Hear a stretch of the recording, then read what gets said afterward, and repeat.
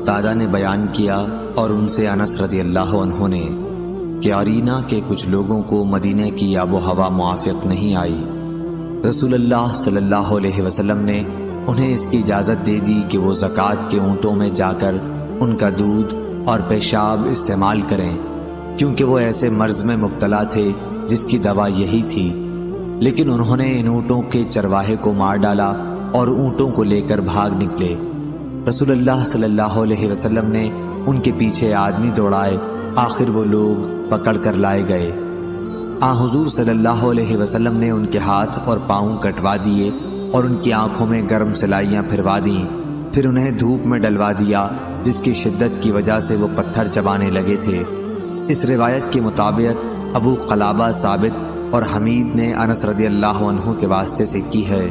صحیح بخاری حدیث نمبر 1501۔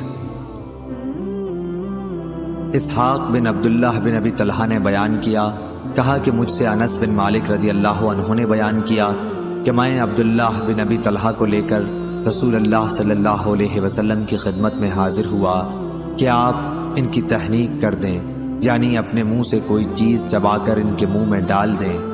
میں نے اس وقت دیکھا کہ آپ کے ہاتھ میں داغ لگانے کا آلہ تھا اور آپ زکوٰۃ کے اونٹوں پر داغ لگا رہے تھے۔ صحیح بخاری حدیث نمبر 1502۔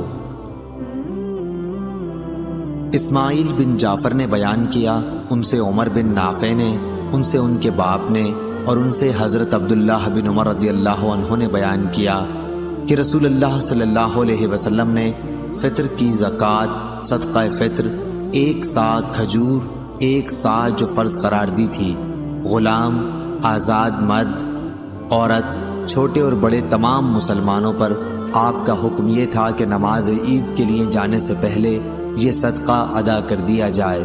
صحیح بخاری حدیث نمبر 1503۔